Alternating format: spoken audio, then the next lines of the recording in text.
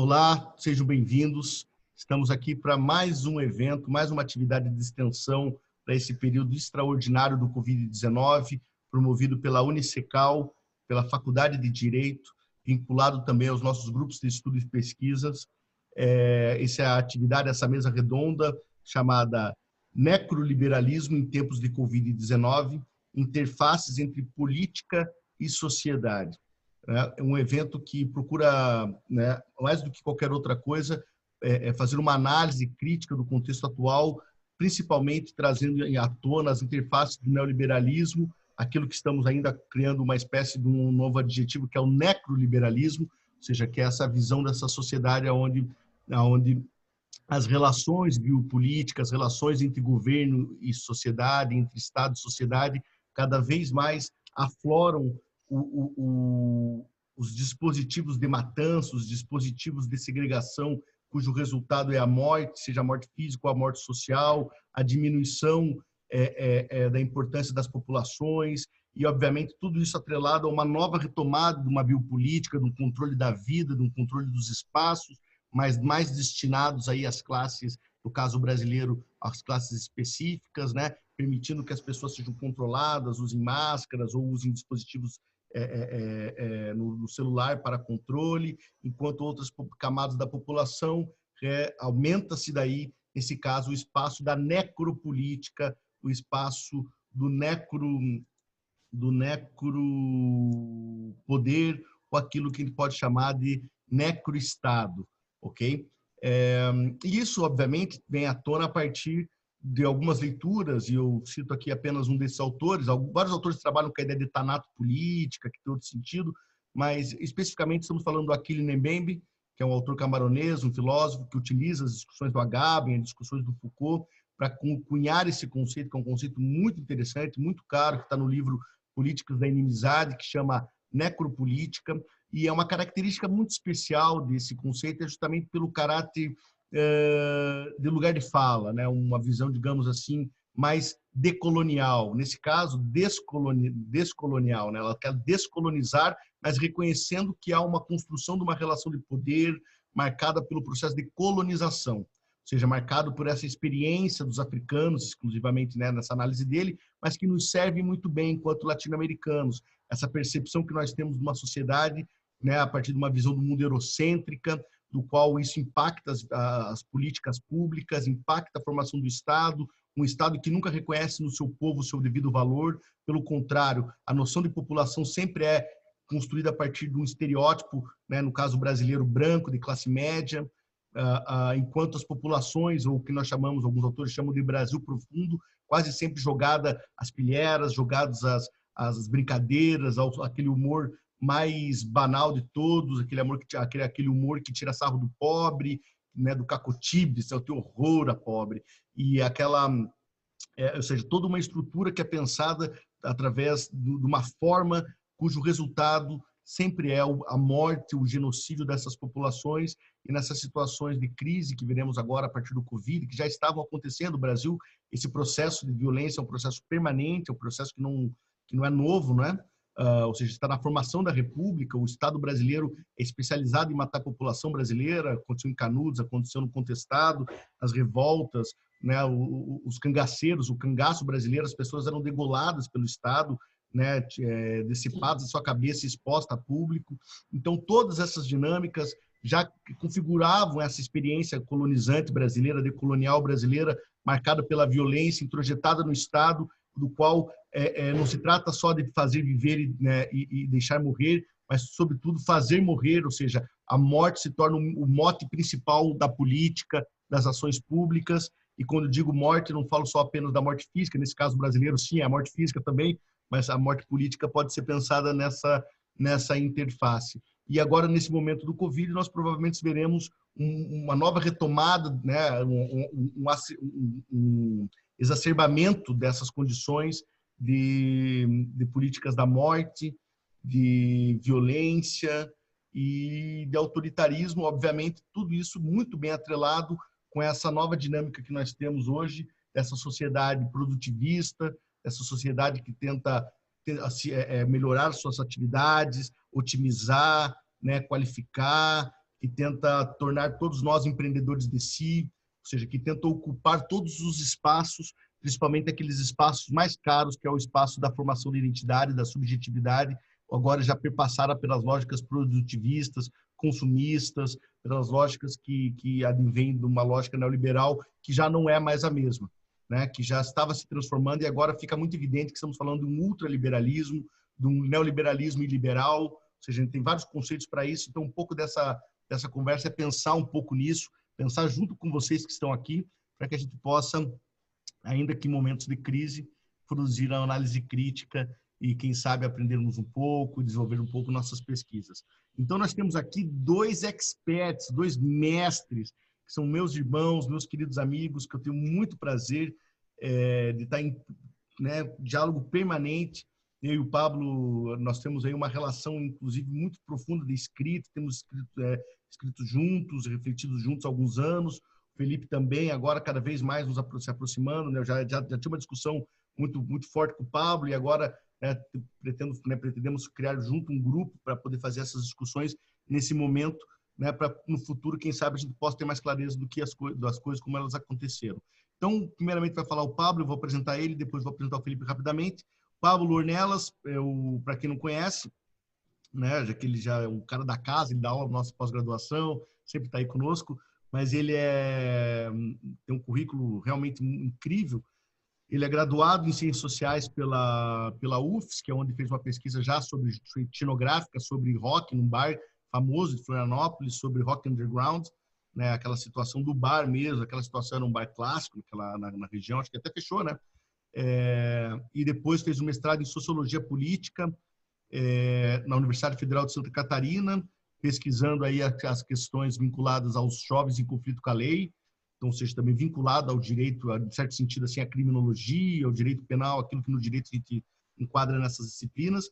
Fez doutorado nele discutindo política de drogas, aí nesse momento eu tive a oportunidade de conhecê-lo, influenciou muito na minha pesquisa de mestrado, né? Muitos dos livros que eu tenho aqui, inclusive, que eu não devolvi para ele, né, sobre esse tema, estão comigo e me ajudaram muito, que é uma pesquisa maravilhosa, onde que ele já inclui a discussão também muito forte da biopolítica e do neoliberalismo, que isso aí saiu um livro celebrado sobre isso, um baita livro, que é Drogas e Política Neoliberal, né, o neoliberalismo e drogas, né, mas o título da tese dele era Drogas e Biopolítica, uma genealogia da redução de danos. Ele fez ainda, posteriormente a isso, 3 pós-doutorados, um pós-doutorado em Ciência Política na Federal, um pós-doutorado na área de Humanas, que ele está concluindo agora, e antes, em 2016 a 2018, na área de Ciência da Saúde, estudando drogas e alimentos, também uma baita pesquisa. O Pablo é autor de diversos livros, muitos artigos científicos. Só essa semana, né, ele aprovou, e eu tive a oportunidade de aprovar junto, que estava escrevendo junto, 2 artigos aí em Qualis já. Então, é um professor do mestrado, doutorado em Sociologia Política, Segurança Pública. Então, uma grande figura, um grande parceiro, um grande irmão, que eu fico honrado. E do outro lado aqui nós temos esse advogado criminalista, esse professor de direito processual penal, de direito penal, um grande mestre também, que tem até uma trajetória, em certo momento, muito próxima do Pablo por conta da música, né? Ambos são músicos, né? Graduado em Direito, né? Pela Universidade Vale do Rio dos Sinos, tem especialização em Direito Penal e Processo Penal, especialização em Direitos Fundamentais na Universidade de Castilha-La Mancha, na Espanha. Tem mestrado na Pontifícia Universidade Católica do Rio Grande do Sul, na PUC do Rio Grande do Sul, famosa, onde o Pablo também dá aula na pós-graduação, famosa por ter o curso de Ciências Criminais, ou seja, um curso específico, e ele fez uma pesquisa maravilhosa que resulta num livro excelente chamado A Tortura Continua, no qual ele faz uma análise da tortura no regime militar e o legado dessas instituições do regime militar nos dias de hoje. Ou seja, a tortura ainda continua, nós somos um país que faz mais tortura após a ditadura militar, o que é impressionante, e está no processo aí de conclusão, né? Ou seja, já concluiu, eu acho, né? Você já entendeu, não sei, a tese que ele está fazendo também na PUC, né? na Universidade de Ciências Criminais, especificamente sobre a questão aí que vincula autoritarismo, processo penal, eu acho que é um pouco isso, né? Fascismo também, qual teve a oportunidade de estar aí também na Itália, trazendo alguns dados e alguns livros para nós aí trabalhar. E aí tem mais coisa, porque ele é advogado, está vinculado a vários membros, a várias universidades, a várias pós-graduações, a vários centros de pesquisa, Então, também é um prazer imensurável tê-lo aqui conosco na Unicecal para escutar, né, para prestigiar esses dois professores. Então, eu agradeço e já passo a palavra imediatamente ao Pablo Ornelas Rosa. Muito obrigado. Boa tarde, é um prazer enorme estar com meus queridos amigos aqui na Tom e Felipe, né, amigos de bastante tempo. No caso Será que eu entro aqui com o Zoom? Isso acho que é uma boa, né? No caso do Felipe, amigo fizemos faculdade na mesma instituição, fizemos direito juntos na Unicinos, né, mas já nos conhecíamos daquele contexto. No caso do AC, que é um grande parceiro, né, assim, com pesquisa, então para mim é uma satisfação enorme. E debater um assunto que é um assunto urgente e extremamente presente, né? Assim, que é importante justamente porque traz toda uma possibilidade de uma reconfiguração, de uma virada ontológica e epistemológica que vai se dar, inclusive, nessa passagem para o século XXI. Né? Como a gente vai tratar aqui da noção de necroliberalismo, uma espécie de provocação a partir de uma espécie de desdobramento das analíticas Foucaultianas, sobretudo tendo como relação a chave do racismo de Estado, né? A ideia que eu pretendo fazer aqui é tomar como referência principalmente dois textos, mas eu vou dialogar com outros textos. Né? Um texto foi publicado recentemente pelo filósofo espanhol Paul Beatriz Preciado, né? recém-publicado, tomando como referência também teórica o próprio Mbembe, né? E assim como o Maurício Lazarato, a partir do seu livro Fascismo ou Revolução. Né?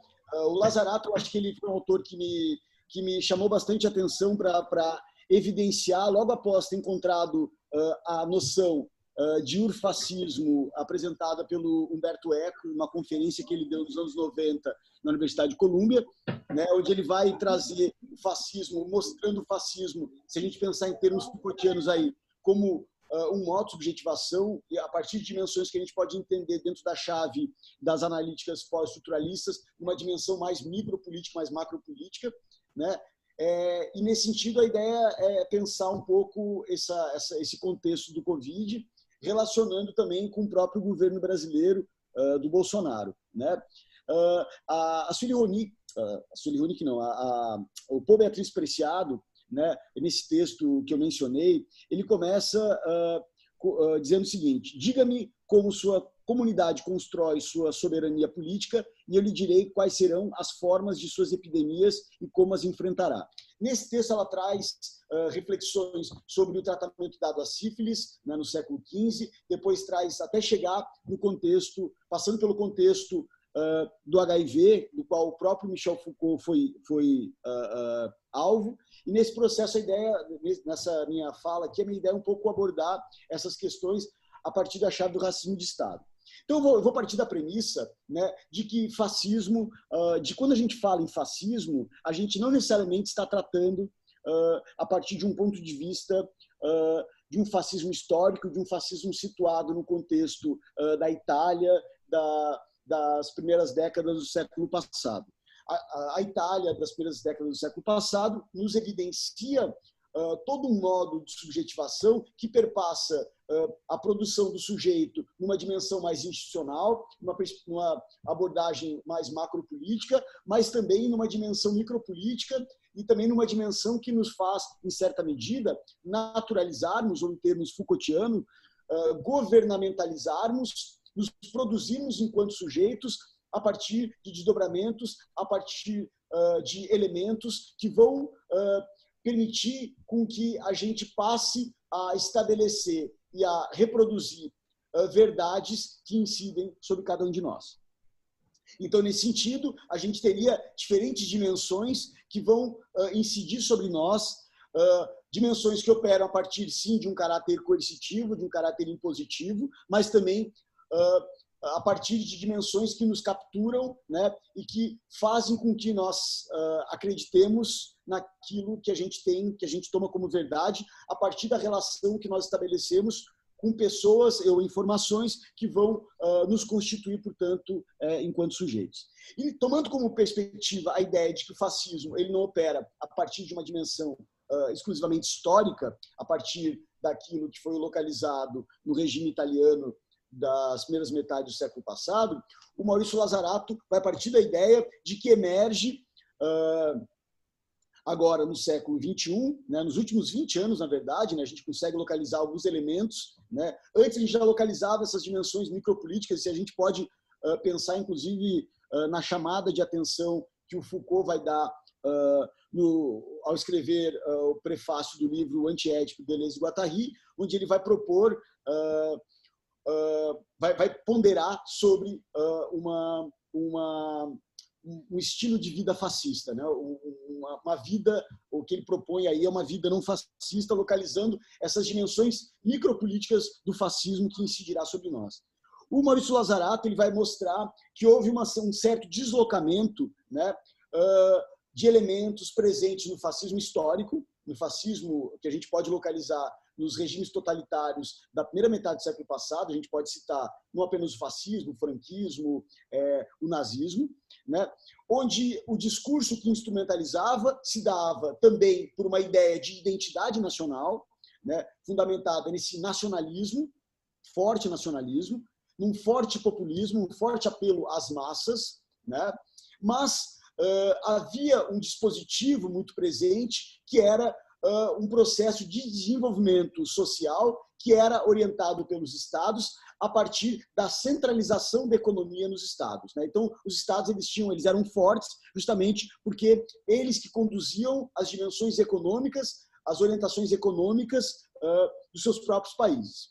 A virada que a gente vai ver para o nascimento dos neofascismos, e aí a gente traz a perspectiva apresentada pelo Maurício Lazarato no livro Fascismo-Revolução, é justamente a passagem de uma dimensão de um populismo que operava pelo nacional-socialismo e que agora passa a existir por meio de um nacional-liberalismo. Né? Nesse sentido, né, o neofascismo ele se apresenta como uma espécie de mutação do fascismo histórico e uma mutação na forma de organizar a violência contra-revolucionária. Né?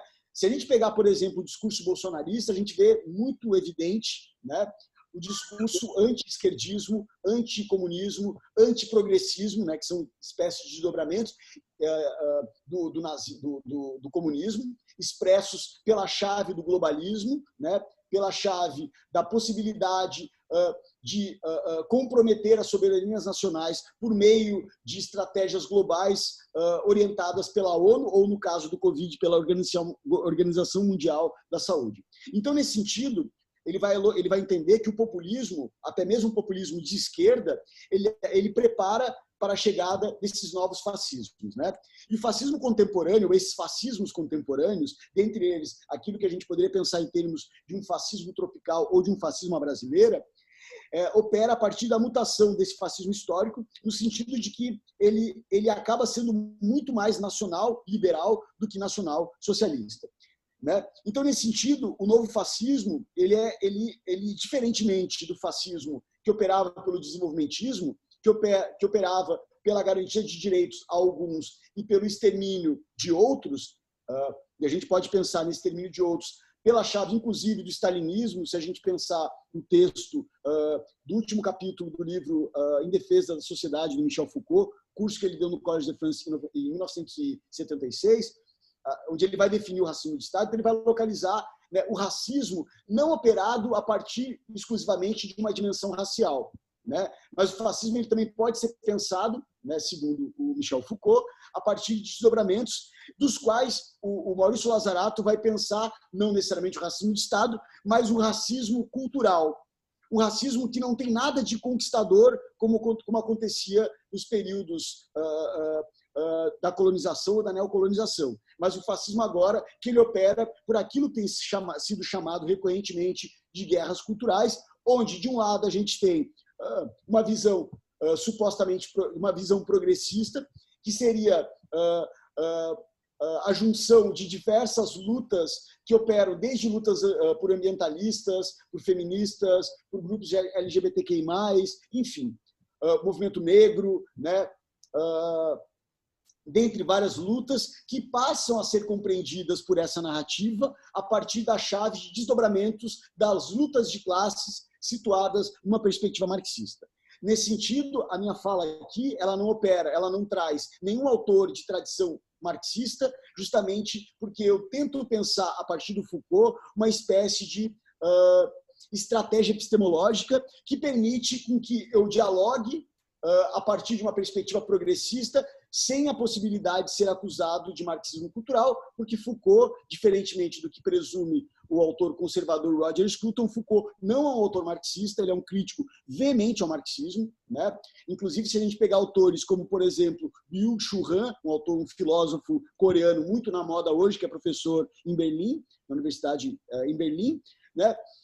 O Foucault ele vai ser situado, por exemplo, como um autor liberal, como um defensor, né, ou como um tributário do pensamento neoliberal, por exemplo, que eu discordo também veementemente, e creio que tanto o Felipe quanto o Aki, eles questionam veementemente que o próprio Foucault, o livro dele, Nascimento da Biopolítica, é uma crítica veementemente a isso que vai possibilitar no século XXI a emergência justamente desse neofascismo, segundo as perspectivas apresentadas pelo Maurício Lazarato. Nesse sentido, né, essa conversão, essa passagem de uma dimensão populista e de uma dimensão em que o nazismo, o fascismo histórico, ele passa a operar como neofascismo, não por meio do nacionalsocialismo, mas por meio do nacional-liberalismo, e que a gente pode pensar aqui, a partir de desdobramentos Foucaultianos, em termos de um nacional neoliberalismo ou de um nacional necroliberalismo, né?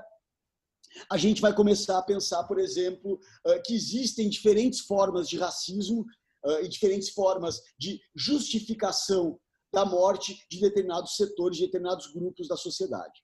Né? Se a gente pensar o atual contexto do governo Bolsonaro, se a gente pensar na estratégia utilizada pelo governo Bolsonaro para fazer com que as pessoas não saiam de casa, tendo em vista que existem apenas duas opções, ou salvar a economia ou salvar a população, ou uma espécie específica de população, um grupo específico de população, né?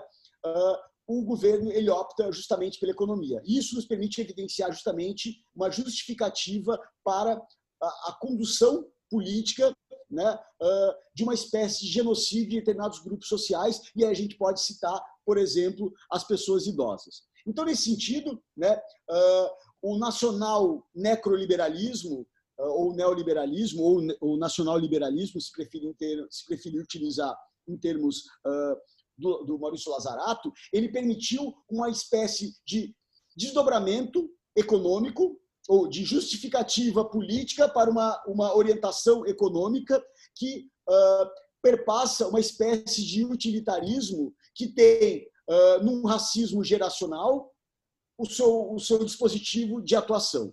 O que eu estou querendo dizer com isso? A estratégia utilizada pelo Bolsonaro para lidar com o problema da Previdência foi justificar as mortes de pessoas idosas, fazendo com que essas pessoas tenham contato com outras pessoas que não necessariamente estariam em condições de vulnerabilidade, mas esse contato faz com que as pessoas idosas tenham contato com pessoas que possivelmente podem estar contaminadas, e essa contaminação pode vir a comprometer as condições de existência, a vida das pessoas com certa idade. Então, nesse sentido, as democracias liberais e as patriarcais europeias do século XIX, né, acabaram construindo um ideal de indivíduo moderno, não apenas como um agente econômico livre, que vai encarnar, nesse sentido, a figura do homem branco, heterossexual, enfim, né, que encarna justamente a condição do conservador e coloca as figuras que não correspondem a essa condição em alguns contextos como inimigos, né? Então, nesse sentido, da mesma forma que o corpo dos judeus, que o corpo dos ciganos, que o corpo dos homossexuais, das pessoas com deficiência, eram corpos que ameaçavam a soberania da comunidade ariana, né? A gente pode pensar em desdobramentos do racismo de Estado, né, pensados num contexto, não no contexto do nazismo alemão, mas pensado no contexto do bolsonarismo no Brasil, né, na medida em que o corpo dos idosos compromete a saúde da economia brasileira. E se compromete a saúde da economia brasileira, não há problema em que parte desses idosos morram da mesma forma com que morreram judeus, exemplo, que morreram ciganos, homossexuais ou pessoas com deficiência no contexto nazista. Então, a gente tem, por exemplo, o desdobramento de uma espécie de racismo que opera a partir do que o Foucault vai chamar de racismo de Estado, onde a gente pode pensar esse racismo a partir de uma dimensão geracional, onde o alvo dessa estratégia racista vai incidir justamente sobre um determinado perfil de população, que é, no caso, os idosos. O Greg News, acho que o último ou penúltimo Greg News, ele vai tratar justamente do que ele chamou de velhofobia, né? Ou seja, dando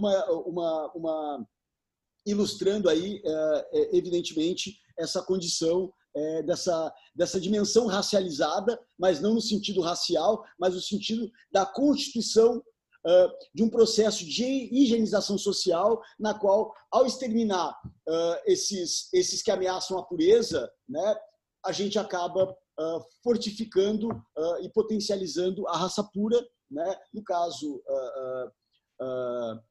caso do nazismo, né, os alemães, a raça ariana, e no caso do Brasil, o contexto de uma economia na qual a previdência deixa de estar comprometida. Então, o Paul Beatriz Preciado, né, nesse texto que eu mencionei, ele vai dizer que o que caracterizou as políticas governamentais dos últimos 20 anos, desde pelo menos a queda das Torres Gêmeas, né,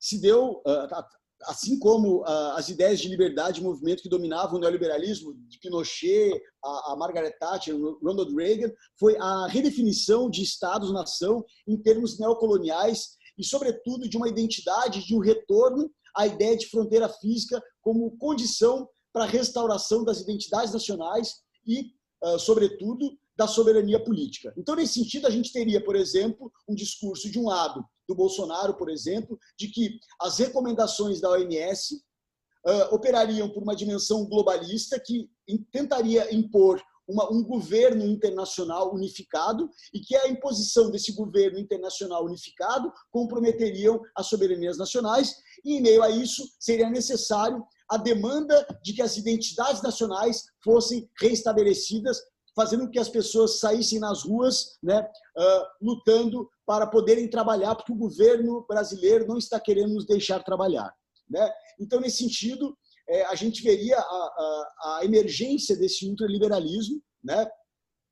E a gente veria, por exemplo, que nesses últimos 20 anos, por exemplo, Israel, Estados Unidos, Rússia, Turquia, a Comunidade Econômica Europeia, de modo geral, lideraram um projeto de novas fronteiras que, pela primeira vez em décadas, foram não apenas vigiadas ou protegidas, mas passaram a ser reescritas novamente por meio da decisão de erguer muros, de construir diques, defendendo com medidas não biopolíticas, mas sim necropolíticas, com técnicas de morte, presumindo quem pode e quem não pode viver. E aí, em meio a emergência desse conservadorismo, né, numa dimensão moral, e desse neoliberalismo ou necroliberalismo numa dimensão econômica, surge o Covid-19. Nesse sentido, né, o vírus ele vem para, segundo o que é apresentado pelo Paul Beatriz Preciado, a partir do Guattari, o vírus atua à nossa imagem e à nossa semelhança, né, na medida em que ele apenas reproduz e estende a toda a população as formas dominantes de manejo, tanto biopolítico quanto necropolítico, que já estavam trabalhando no território nacional. Nesse sentido, né, a partir de uma perspectiva Foucaultiana, a epidemia ela acaba radicalizando e deslocando as técnicas biopolíticas aplicadas ao território nacional, até mesmo no nível da anatomopolítica do corpo, né, inscrevendo-se, portanto, numa dimensão onde se presume a docilização de um corpo, né, e a produtividade do corpo que passa a ser comprometida e que passa a ser instrumentalizada justamente para justificar quem vai às ruas ou quem fica em isolamento. Ao mesmo tempo que tudo isso acontece, a epidemia também permite estender a toda a população as medidas de imunização, as medidas das quarentenas, né, que também operam numa dimensão biopolítica, na medida em que foram aplicadas até agora de maneira, em alguns lugares, de maneira tão violenta, em que, para evitar as mortes, se mata, como, por exemplo, no contexto das Filipinas, né? Mas, nesse sentido, elas permitem também o isolamento dos países né, na medida em que constroem também um outro inimigo no contexto brasileiro. Aí vou pegar o contexto brasileiro para a gente pensar. Além do inimigo idoso que compromete a saúde financeira, a gente tem um inimigo que é o estrangeiro, que opera como o próprio vírus opera, né? O estrangeiro, e qual seria esse estrangeiro? Seria o chinês, tendo em vista que o vírus, portanto, é tratado por meio dessa narrativa como um vírus chinês. Portanto, a gente teria também, sim, uma dimensão de um racismo racial. E aí, o Preciado ele vai trazer como exemplo a questão da sífilis, por exemplo, que foi uma epidemia que atingiu fortemente a cidade de Nápoles pela primeira vez no século XV, né? E a sífilis era tratada como uma arma de partida para a destruição colonial e as políticas raciais que viriam com eles. Nesse sentido, da mesma forma que a gente vê, por exemplo, o governo brasileiro tratando, né, e aqueles que são tributários do governo brasileiro tratando, por exemplo, do vírus Covid-19 como vírus chinês, os ingleses, na época da sífilis, por volta de 1494, chamavam a sífilis de doença francesa. Os franceses diziam que era um mal napolitano, os napolitanos diziam que essa doença era trazida pelos colonizadores que vinham infectados pelas populações indígenas, e cada um responsabilizava o outro. Mas o alvo desse racismo era as profissionais do sexo, naquele contexto, as prostitutas, que tornavam seus corpos, né, condensados de significantes políticos e abjetos durante o processo de epidemia, né?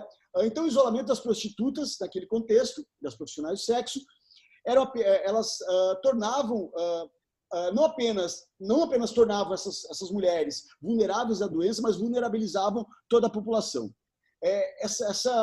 A forma de lidar com a sífilis vai ter assim, só vai ser tratada de maneira mais profunda, né, por volta de 1928, quando emerge a penicilina. Enfim, eu estou apresentando aqui elementos da narrativa trazida pelo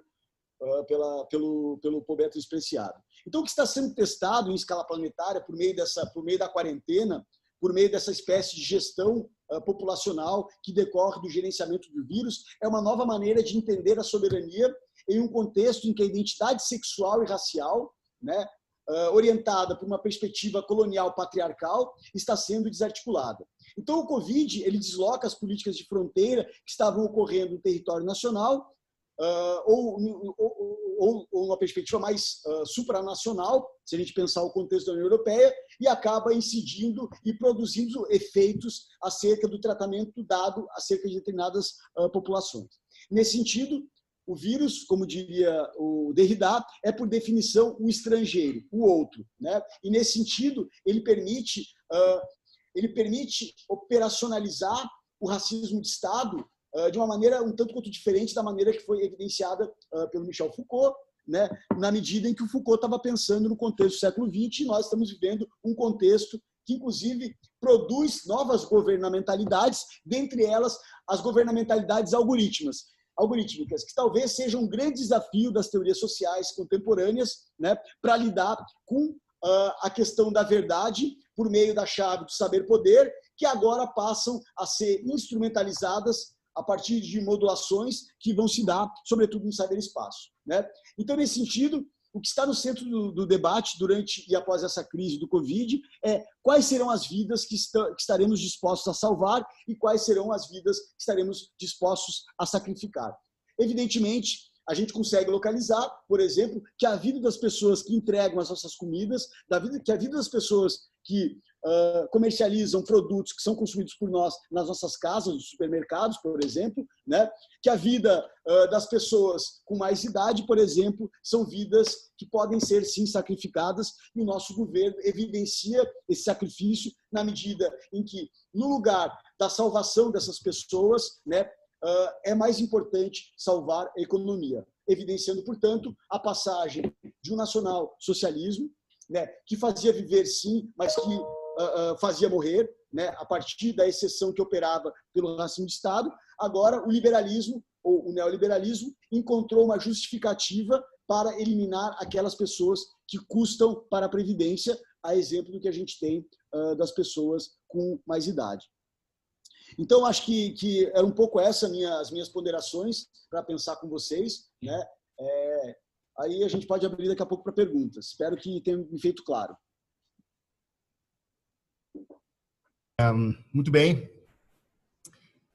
Deixa eu só fazer um comentário rápido que muito interessante quando você falou ali dessa retomada, né, da questão geopolítica, especificamente falando assim, que quando eu cheguei na Federal agora no doutorado de Direito, boa parte da leitura feita sobre o direito internacional é feita nessa perspectiva mais crítica, que mostra como que esse avanço, que nós consideramos mais ou menos como um avanço das capacidades supranacionais, né, difusas, como entidades como a ONU, etc., como elas são vistas, né, como justamente né, o espaço do fim do nacionalismo, né? Ou seja, e como isso volta a ser um debate profundo. E eu lembrei, quando você estava falando, do discurso do Bolsonaro na ONU, que ele começa falando isso. Ele fala assim, olha, que união das nações, não esqueçam isso, porque a ideia de que regular os países de forma externa a ideia da nacionalidade é obviamente um problema. Mas, por outro lado, a gente tem que sempre pensar também o seguinte, que esse ato de regular, e era meu pensamento até antes, digamos, 10 anos atrás, eu falaria mal da ONU, porque me pareceria que ela tinha capacidade de intervir de forma imperial nos países mais pobres, modificando, criando barreiras, etc.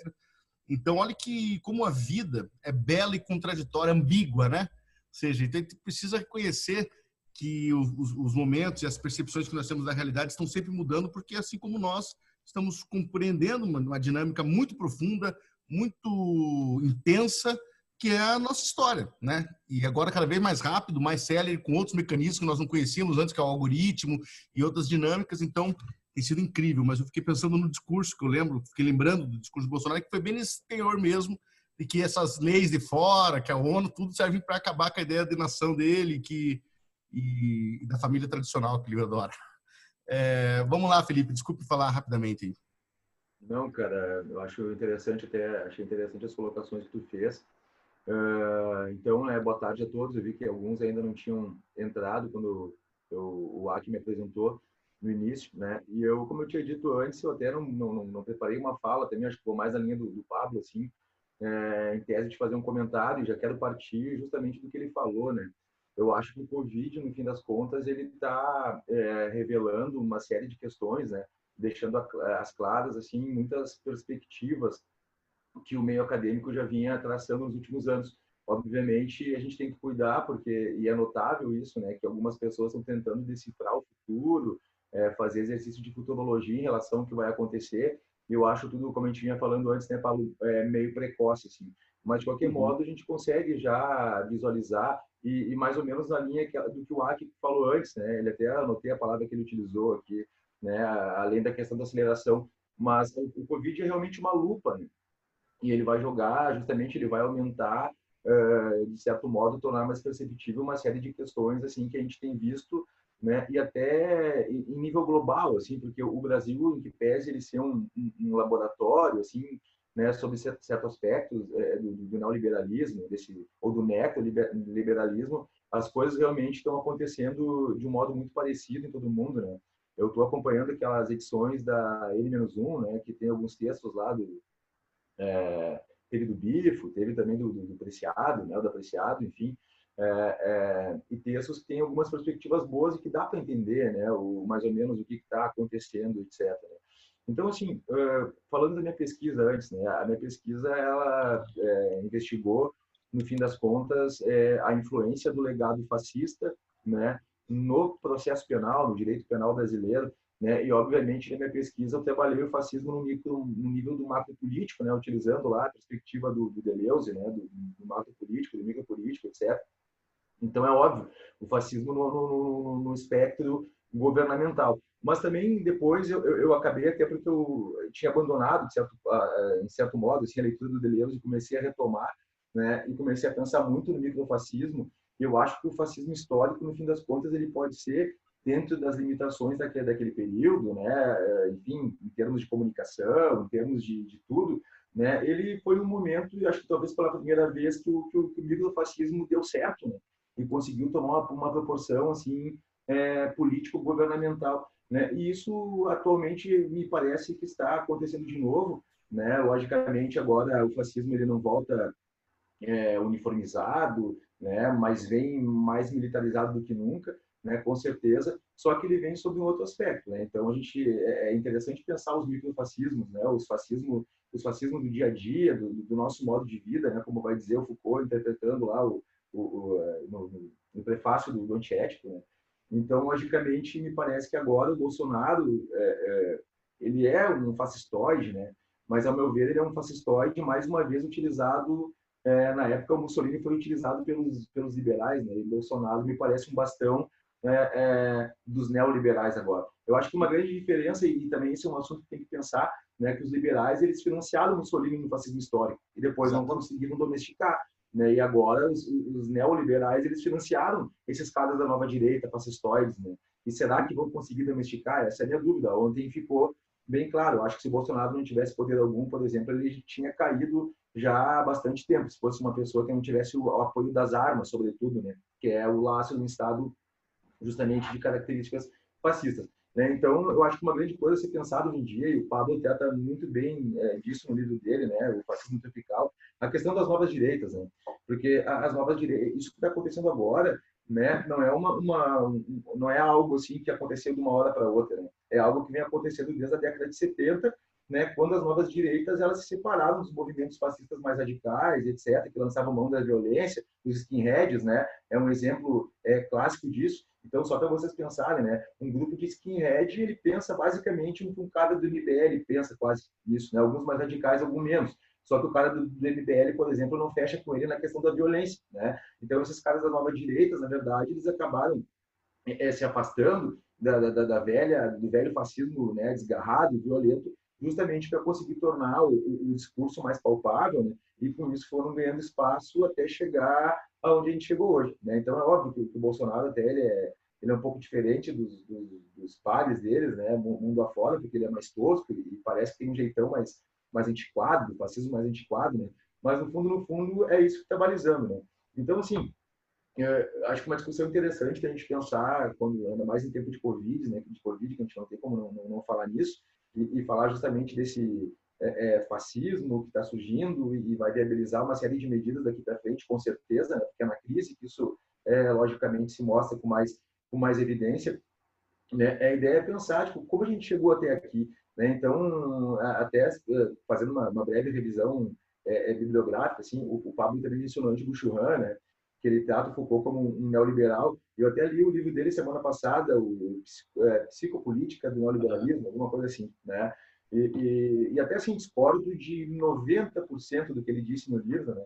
Mas uma coisa bem interessante é quando ele trata o papel das mídias sociais na formação dos novos da psicologia de massa, etc., né? Do novo tipo de alienação que a gente tem, né? Tanto para ser um fascistoide quanto para não perceber que a gente muitas vezes corrobora com essas coisas ou, no fim, peca por omissão. Né? Então, veja, isso é interessante pensar, eu acho, né? O quanto a nossa sociedade, o quanto a gente está, logicamente, anestesiado, né, em ver essas coisas. E, às vezes, vendo essa briga política toda como uma simples polarização de esquerda e direita e, logicamente, não se dando conta do que está por trás disso tudo. Né? É justamente um neoliberalismo com características, como o Henk Lammert vai falar, né? Tipicamente fascistas, né? Então, alguns autores, né? O Lazarato ele também trabalha essa perspectiva, né? O neoliberalismo, logicamente, ele não é um fascismo, né? Mas ele, logicamente, viabiliza sobremaneira posturas fascistas, né? O Henk Lammert ele vai chegar a dizer que é irmão gêmeo do fascismo. Por quê? Porque, ao meu ver, ele guarda uma das principais características do fascismo, que é o pragmatismo, né? E é um pragmatismo, logicamente, agora a serviço do mercado. Né? Então, conforme a gente sabe, o neoliberalismo ele não veio só por uma política econômica governamental, né? Ele veio, na verdade, e se disseminou por todos os âmbitos da vida, sobretudo naquele mito do homem empreendedor, etc. Então, isso já está introjetado na gente, né? Nesse sentido. Então, logicamente, facilita com que a gente ainda justamente permaneça nesse modo de vida, que é muito difícil sair. antes de começar a live a gente vinha falando disso, por exemplo, né? O neoliberalismo agora ele vai suportar essa crise, inclusive as empresas, né, que trabalham com alta tecnologia, com economia colaborativa, etc. Eles estão lucrando com isso, afinal de contas, as bandas estão produzindo música via aplicativos, a gente está seguindo a vida aqui numa conferência online, né, pelo Zoom, então é óbvio que ele vai se adequando, né? E, logicamente, ele não vai deixar para trás, eu acho, que essas características, de certo modo, um pouco mais fascistas. E aí, como é que isso aí vai agora se manifestar? Né? O Pablo, acho que ele fez uma narrativa muito certa, né? Que é a questão de, frisando esse lado, essa discussão que a gente teve hoje, justamente sobre salvar as vidas das pessoas ou então salvar a economia, né? Então, por exemplo, aqui ninguém é bobo de pensar que ou querer que as coisas todas no Brasil quebrem, fechem, etc., porque, logicamente, a gente vive nessa perspectiva, né? E por mais que a gente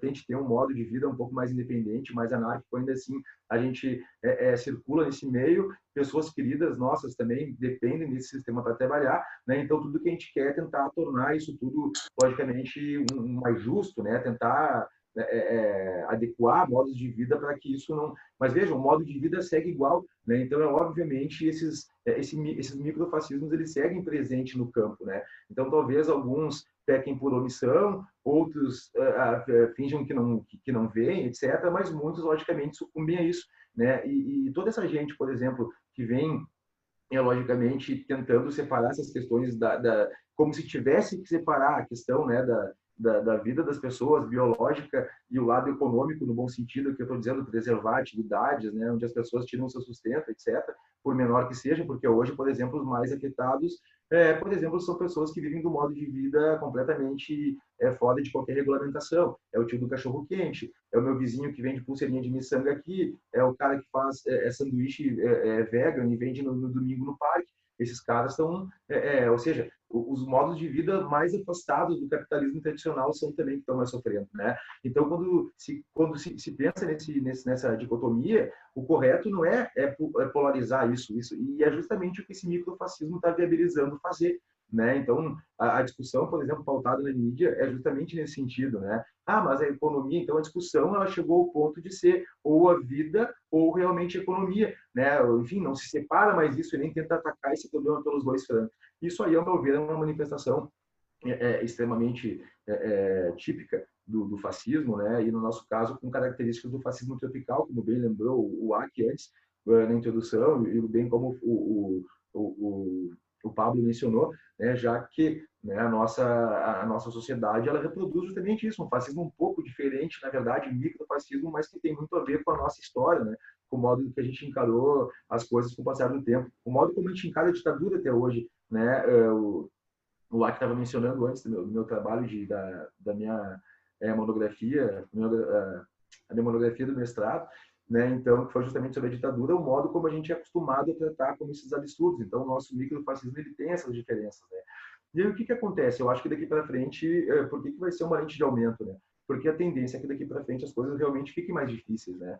Mais difíceis em termos econômicos, entre aspas, mais difíceis em termos de sociabilidade, de distanciamento, né? Se antes a sociedade ela tinha uma tendência a ser mais distante, né? Até mesmo separada pelas novas tecnologias, a tendência é que isso se agrave, né? Então, é óbvio que é interessante que a gente permaneça se integrando, né, fazendo live. Imagina que loucura, né? Eu em Porto Alegre, o Pablo no Espírito Santo, vocês aí em Ponta Grossa, mas o grande lance é esse, na vida comum do dia a dia isso vai mudar muito, né? Inclusive em relação às fronteiras que a gente vinha falando de soberania, né? Dificilmente eu acredito que as coisas voltem a ser como era antes, por exemplo, na liberdade que se tinha para adentrar da fronteira de um país para outro, etc. Com certeza eu acho que isso aí vai demandar depois na sequência um controle maior e lógico, vejam, né? Isso aí inclusive vai poder servir de um modo extremamente legítimo para se conter a questão da imigração na Europa, por exemplo, né?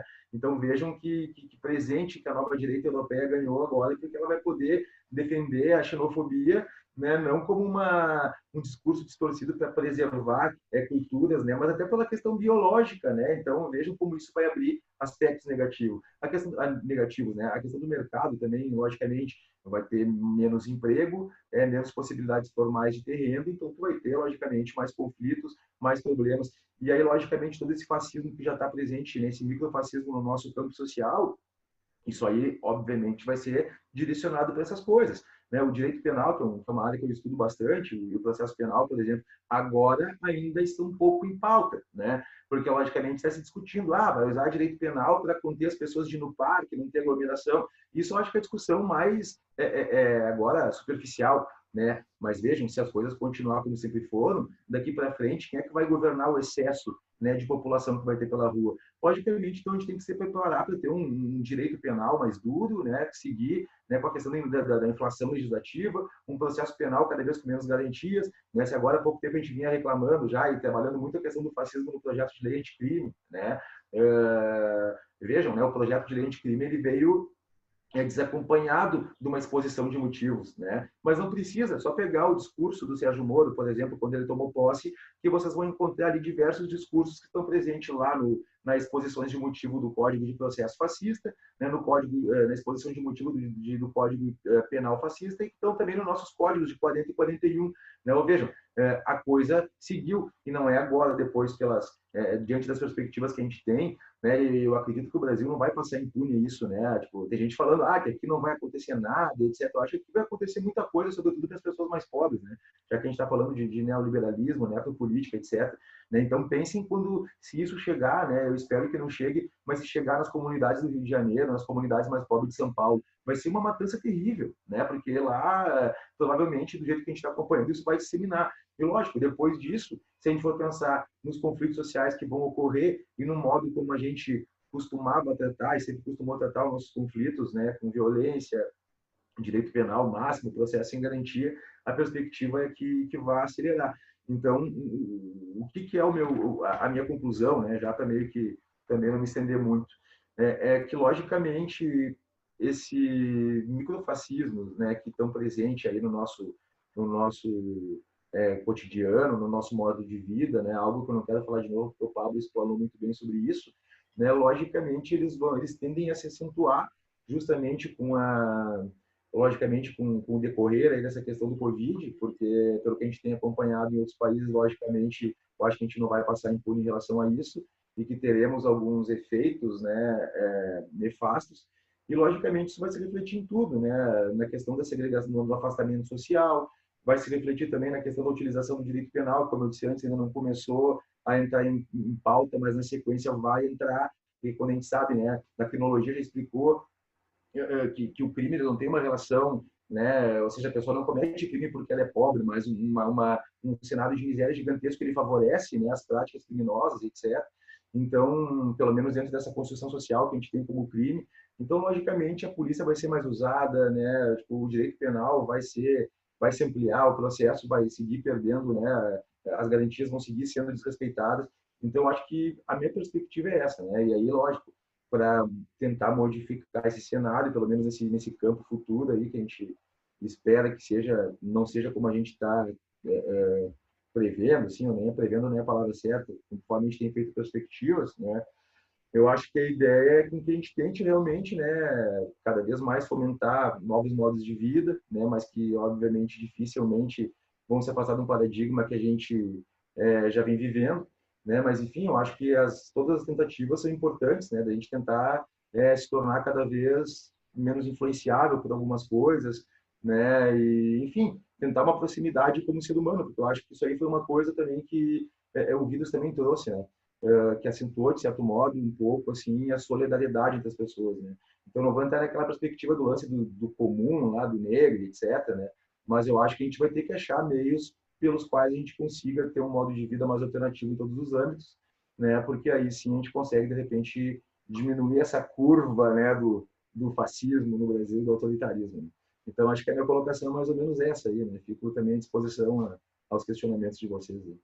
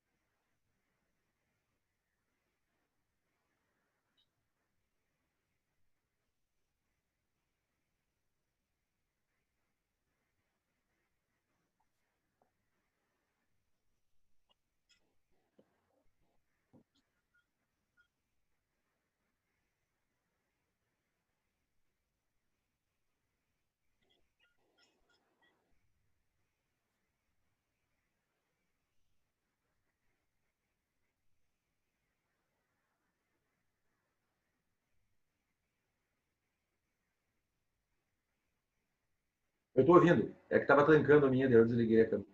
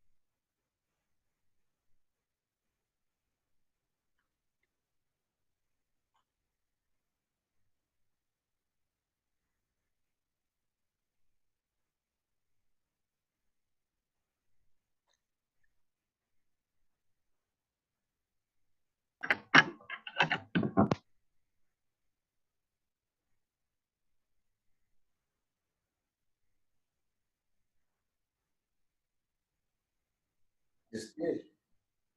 Despejo. Olha que nome forte, né? Despejo, né? Tu tá despejando uma pessoa da sua residência. Vejam, e é um instituto, né, jurídico.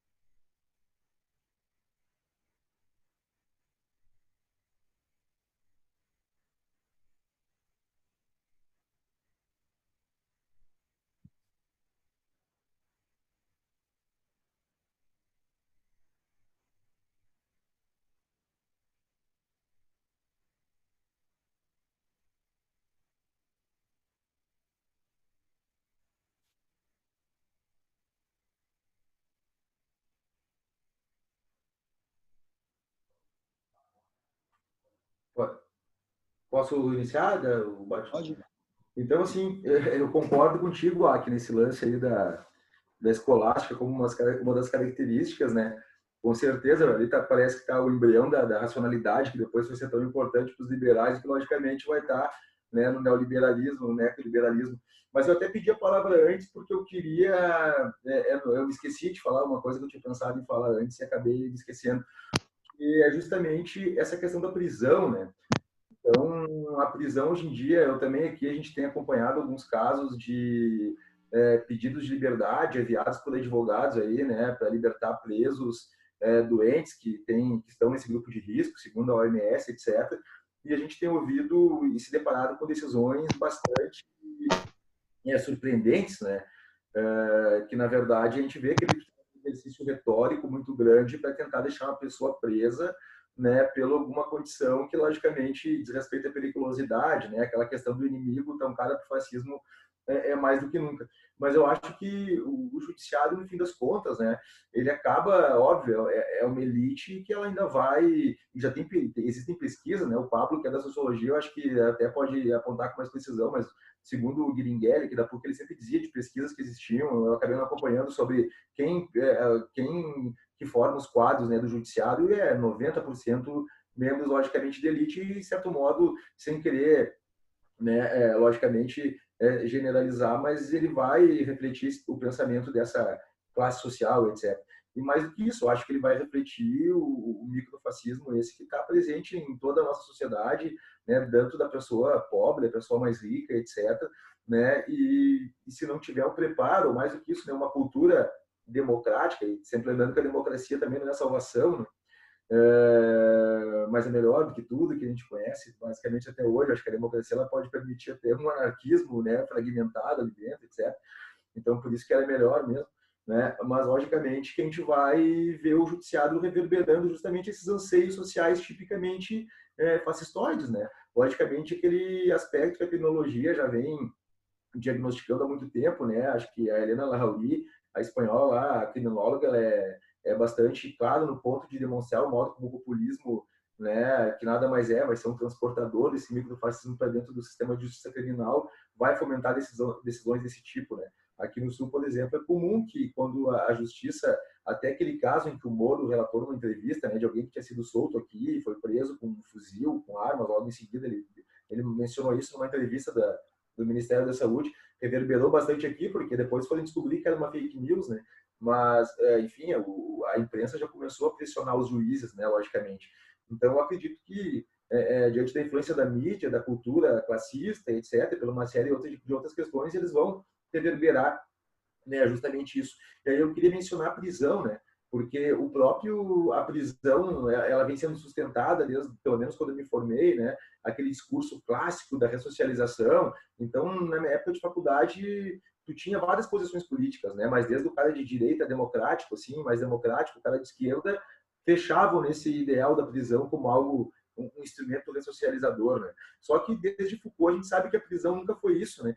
E hoje, mais do que nunca, eu acho que a prisão ela é o principal dispositivo neoliberal, né? Porque o que acontece? A prisão ela não corresponde a nenhuma dessas balelas aí das teorias das penas que a gente dá em aula em Direito Penal 13, etc. Eu dou aula de execução penal também, então trato bastante disso. Mas a prisão ela é um instrumento de contenção, né? Um instrumento pragmático, e é por isso que ela é um instrumento que ela pode ser perfeitamente utilizado logicamente usado pelos microfascismos, né, que se refletem lá no aspecto macropolítico logicamente vai ser foi usado pelo fascismo, no neoliberalismo, no liberalismo, em tudo que é lugar, né? Então acho que esse caráter hoje em dia está mais claro, né? Não interessa se a prisão não tem telhado, se ela é insalubre, se ela está superlotada.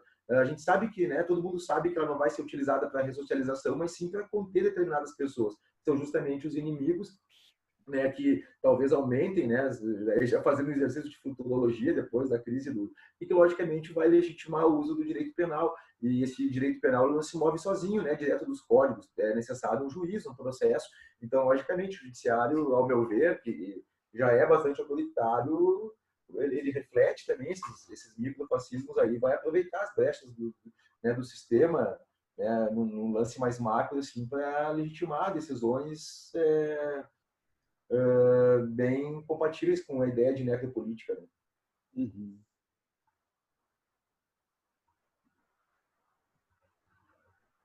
Não sei se fui claro. Foi bem claro. Não, eu tô... Já tá tranquilo.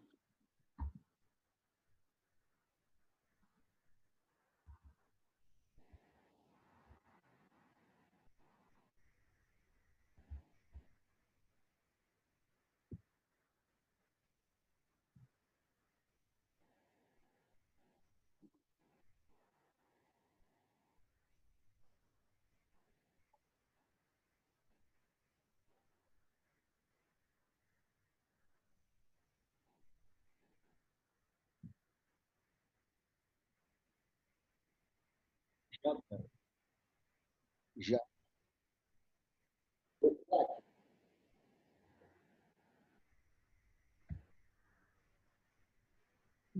Isso é que o pessoal ficou de olho.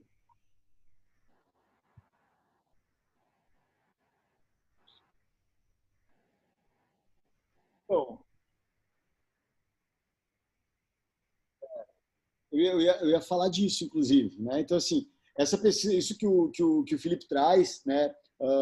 De quem são os juízes, são filhos de quem? Eu acho que tem um professor da Federal do Paraná, né? Professor do Acnaton, o Ricardo de Oliveira, que ele faz esse tipo de pesquisa prosopográfica que mostra isso, né? Quem são as pessoas que atuam na Lava Jato, né? Elas já se conheciam, né? Enfim. Então, é meio esse processo, né? Então, o que a gente está vivendo hoje, na verdade, certamente está sendo e será um marco, será uma virada, né? E a gente não sabe o caminho disso. Então, eu concordo com o Felipe, a gente não tem como fazer futurologia aqui, o nosso papel não é esse, né? Na melhor das hipóteses, nosso papel é meio que assim, a gente pode pegar um pouco Weber para pensar isso, pensar em termos de probabilidades, né? Em termos de possibilidades que se desdobrarão, e a gente pode pensar em exagerar essas possibilidades.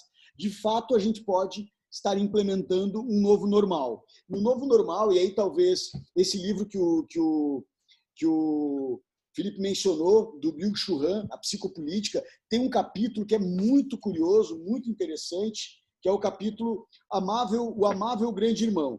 E esse capítulo ele começa falando da mesma forma que o Humberto Eco, né? Eu estou para pegar esse livro aqui, esse é o Byung-Chul Han, Psicopolítica, e Humberto Eco também trazem uma espécie de analogia ao 1984 do George Orwell, né?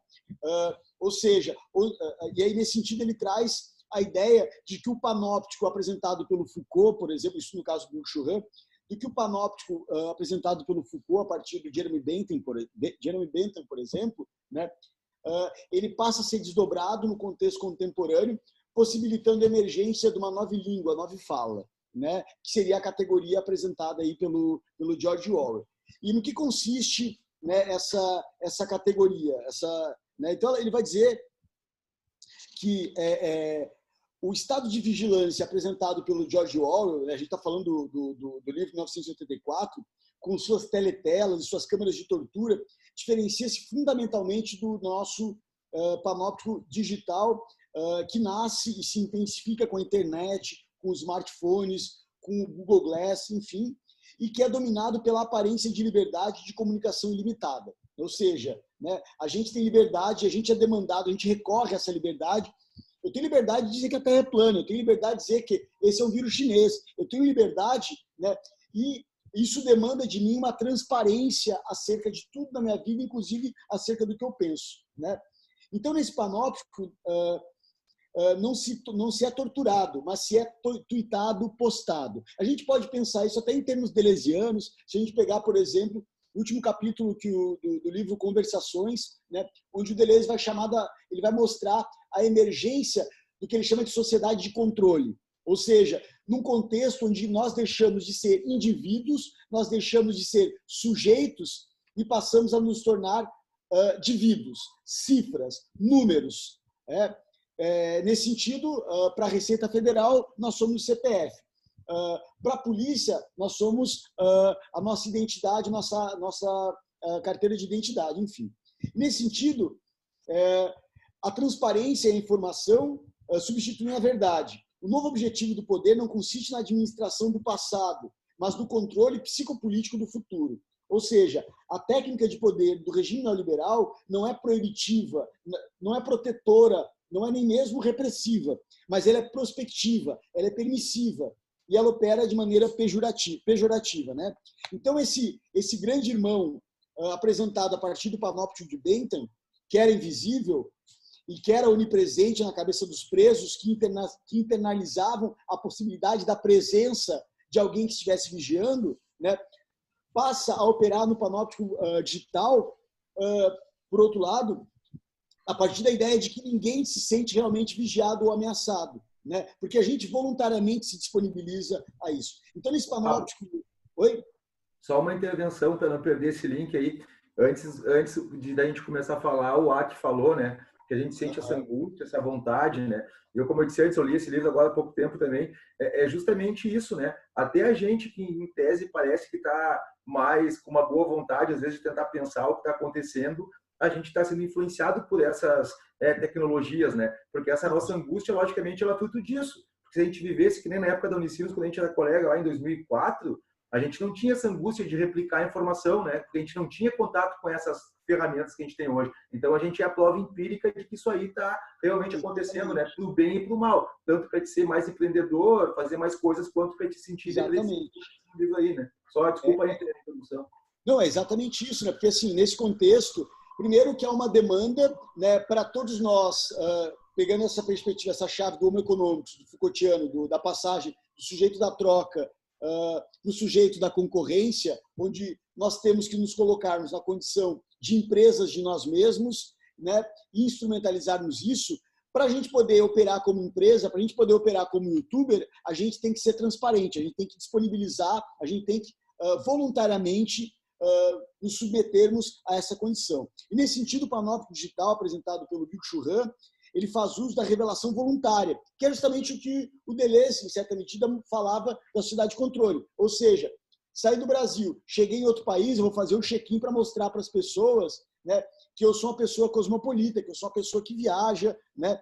E, nesse sentido, há uma passagem, a possibilidade, e nisso eu acho que o Byung-Chul Han ele condiciona de maneira muito precisa, pensando nessa ideia do homo econômico. Eu também discordo em muitos pontos do Byung-Chul Han, mas nesse ponto eu acho muito curioso, muito interessante, que é a ideia de que esse homo econômicos, né, ele permitiu, primeiro, que ele desloca a dimensão do sujeito que é um trabalhador e que, portanto, é um assalariado e que, portanto, o tempo de trabalho dele é o que vai resultar no salário dele. Agora o sujeito ele é condicionado, né, sobretudo, à autoexploração, e não só à autoexploração, né, mas à autoexposição, porque é por meio da autoexposição também que a gente tem a possibilidade de nos empreendermos e sermos mais eficazes nesse empreendimento, né? Então, nesse sentido, é curioso, porque o cyberespaço, né, e aí eu acho que, nesse sentido, o Byung-Chul Han ele traz essa leitura que eu acho bastante é importante, embora várias outras eu acho que ele erra e erra feio, mas nesse sentido, há um processo de modulação comportamental das pessoas que façam que as pessoas encurtam, ou como diria o Sérgio Amadeu da Silveira, eles encurtam a vida, eles encurtam as nossas possibilidades de escolha. Então, eu entrei num vídeo do YouTube, né, esse vídeo do YouTube vai me oferecer outras possibilidades de vídeos do YouTube que são disponibilizadas por meio da algoritmização, por meio da associação de possíveis interesses, onde esses interesses vão sendo limitados para mim e me condicionando a fazer uma das escolhas que são estabelecidas para mim. Agora, o curioso disso tudo é que essa escolha por nós, que se dá pela algoritmização, nos leva justamente a não termos um filtro preciso acerca das informações que nós acessamos. Essa que é a grande dificuldade que fez com que o dicionário Oxford, em 2016, apresentasse como palavra do ano a pós-verdade, que é justamente essa dimensão onde eu posso encontrar no saber-espaço qualquer informação, por mais absurda que seja, e o acesso que eu tenho a essa informação me permite reverberar essa informação, transformando algo que não é factual, que não é verdadeiro, que não é baseado em evidências, em algo que pode ser tratado como evidência. É quase que uma cyber-utilização, digamos assim, do Teorema de Thomas, né? Se eu tomo como real, se eu tomo uma situação como real, esse real que eu tomo como referência a uma determinada situação tem efeitos de realidade. Se eu tomo como real a ideia de que há uma conspiração internacional que junta, que aglutina população islâmica, população comunista, russos, chineses, ambientalistas, feministas, gays, se eu tomo a ideia de que eles estão articulados internacionalmente, estão conspirando por meio da ONU, né, para imprimir um governo internacional, propondo as suas verdades e fazendo com que os estados comprometam sua soberania, se eu parto dessa premissa e estabeleço essa premissa como real, ela passa a ter efeito de real. É isso que a gente vê, por exemplo, nos ministros Ernesto Araújo, no ministro Weintraub, no ministro, na ministra Damares, por exemplo, ou, se quiser, no fundamentalismo de mercado do Paulo Guedes, né, que vive um mundo completamente paralelo, e de fato vive um Brasil paralelo do ponto de vista econômico, né, ou mesmo a gente pode pensar nos termos de exceção com que opera, por exemplo, e que são assim, motivos de bastante conflito, que é o exemplo do Paulo Guedes, por exemplo, né? Assim, um conflito de interesse evidente, né? Ou seja, o juiz que condenou o candidato que venceria as eleições, que não pôde participar das eleições segundo os dados que eram apresentados, ele se torna ministro do governo de quem vence as eleições, ou seja, aquela figura que ele contribuiu para que se elegesse, torna ele ministro. Então, assim, enfim, já divaguei um pouco aqui, dei uma de Ciro Gomes, né? Mas, enfim, só algumas ponderações aí.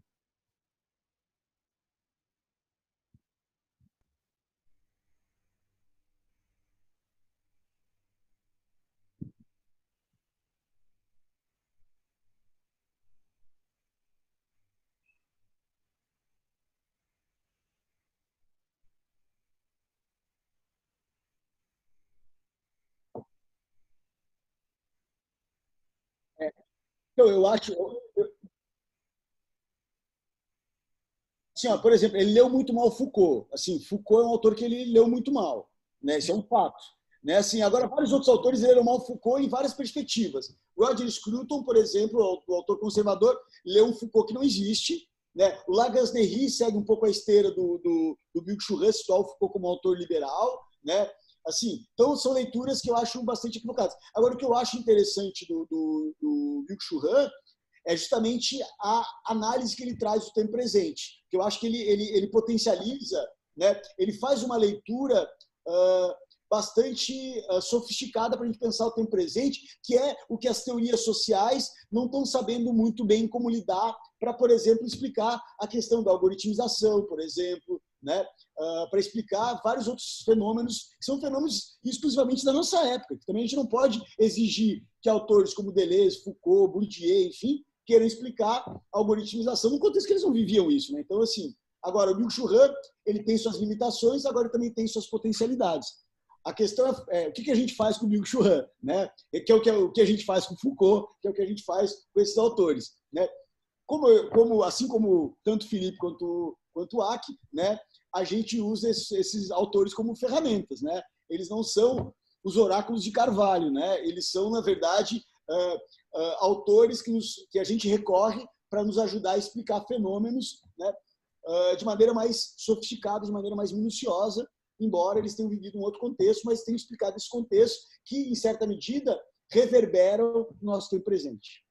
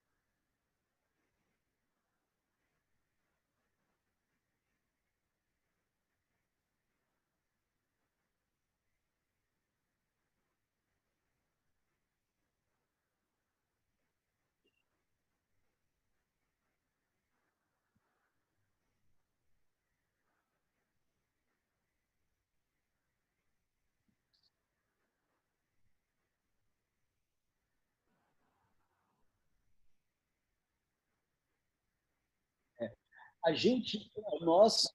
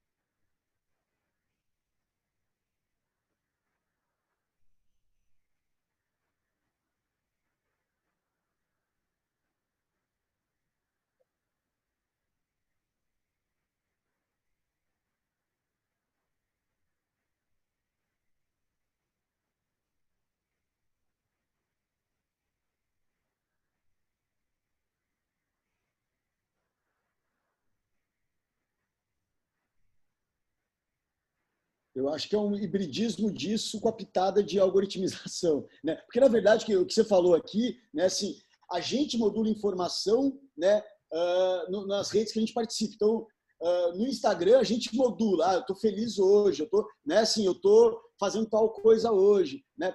Agora, esse processo de modulação da informação, né, a gente está falando de uma dimensão muito particular da vida, da nossa exposição. Agora, a questão é que cada entrada nossa na internet, cada acesso que a gente dá na internet é uma informação que é utilizada não apenas para prever o nosso comportamento, mas para modular o nosso comportamento. Esse que é o grande desafio, né? Ou seja, então, assim, por exemplo, estou em casa, vou pedir uma comida no iFood, né? Assim, a informação da comida que eu peço no iFood, ela demanda várias variáveis e várias dimensões informacionais que vão ser articuladas e sistematizadas em Big Data, por exemplo, né? Por exemplo, pedir a comida.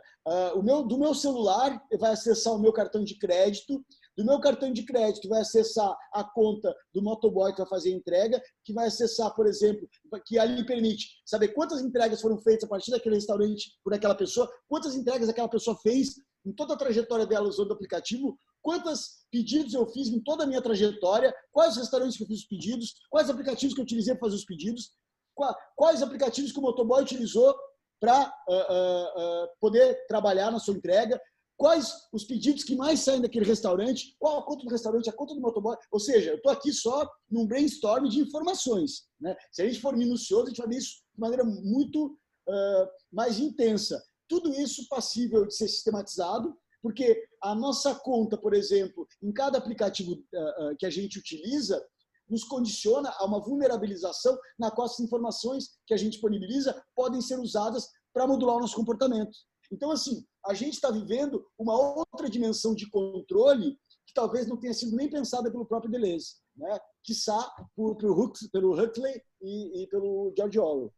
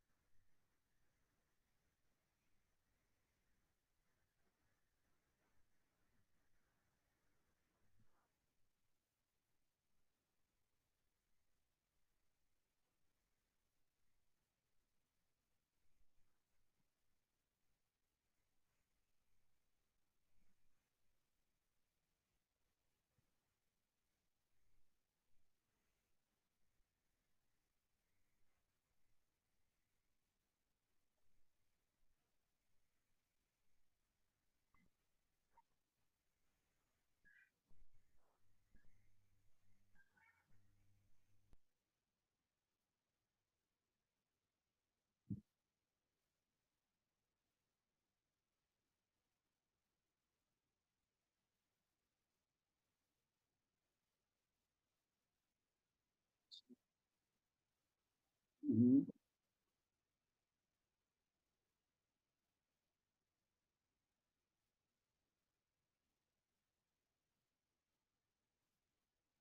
Pô, mas Hitler não era comunista? Como é que chega de repente soviético? Eu não estou entendendo isso. Não estou entendendo isso.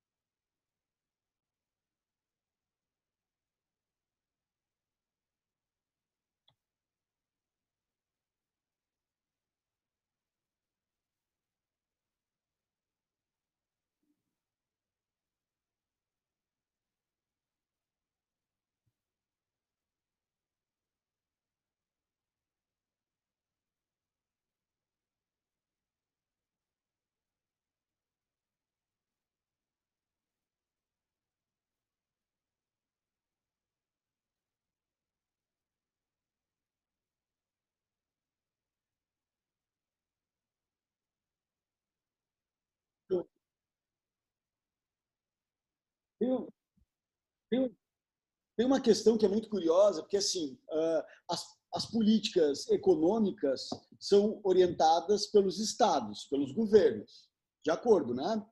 Ok. Então, o neoliberalismo ele presume um estado mínimo, mas que é um estado máximo, porque ele é um estado, né? Para ele operar minimamente, para ele intervir minimamente na economia, ele tem que operar de maneira, ele tem que atuar, né?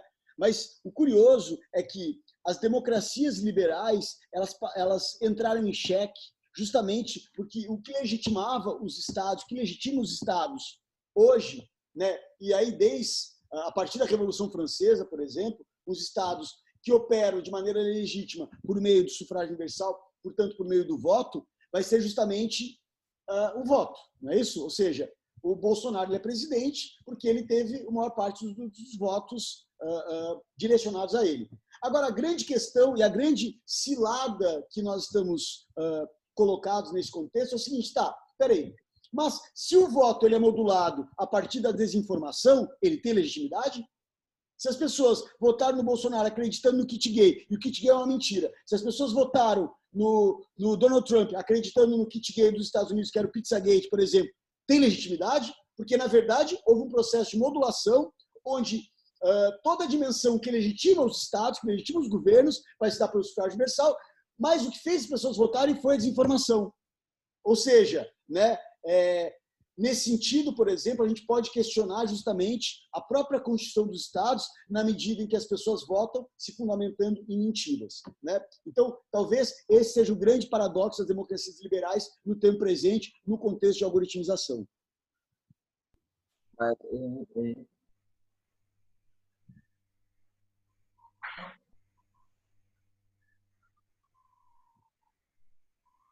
Eu acho que a gente tem que fazer outra live depois, eu acho que só para discutir essa questão aí das tecnologias, né? Porque isso aí é importante, eu acho que até toda a questão do microfascismo, do fascismo é melhor, acho que entrar nesse ponto já, que a gente já parte daí na próxima. Já sugiro, então, um tema para a próxima que a gente fizer aí. Mas até porque, né, as fake news não existiriam. Tem gente que gosta de falar forçosamente das fake news do Império Romano e tal, né, como tática de guerra, mas as fake news, como a gente conhece e o efeito que ela tem, né, até mesmo com a utilização dos algoritmos, a gente sabe que sem a tecnologia não teria existido, né? Mas enfim, só para encerrar, então, eu queria agradecer aí a oportunidade, não só de falar, né, mas de estar com vocês aí, grandes amigos, e é legal que a gente pelo menos possa agora se aproximar mais, né, nesse stop aí que a gente teve, né? E tenho certeza que se vocês morassem aqui em Porto Alegre, eu morasse na cidade de vocês, a gente ia ser amigo mesmo de ir andar na rua junto direto, como já fomos, eu e o Pablo, em alguma época da vida aí, né? Então, eu queria agradecer muito, né? E a oportunidade também de conhecer novos alunos aí e parabenizar a faculdade, OAC, por te manter como professor aí, porque tem um cara que além do direito aí, tu viaja, né? É mais ou menos a linha, talvez o que nos una academicamente, a gente talvez fugir um pouco do positivismo ali para pensar outras coisas. Então, eu queria agradecer muito, né, e me disponibilizar para quando quiserem pedir material, aí quem se interessa pelo tema, só me adicionar no Facebook, eu mandar e-mail, e vocês aí, meus irmãos, né, o que precisar, a gente está sempre junto aí. E também pretendo contar com vocês nas lives da minha faculdade, agora na sequência que eu já vou combinar com vocês aí logo em seguida, na semana. Tá sem áudio, Aki. Então, eu quero agradecer. Para mim é um prazer estar com dois queridos e grandes amigos, né? Aki, que é um parceiraço de pesquisa, inclusive a gente tem produzido junto já há algum tempo, né? Felipe, que é um amigo meu desde a época da escola que eu fui para a faculdade, né? Estudamos juntos. Toda vez que eu vou para Porto Alegre, sempre nos encontramos, né? A última ida para Porto Alegre foi em novembro do ano passado, né? Acabamos nos encontrando, né? Amigo que tem uma banda que está fazendo 72 anos, parece, né? Por aí, né?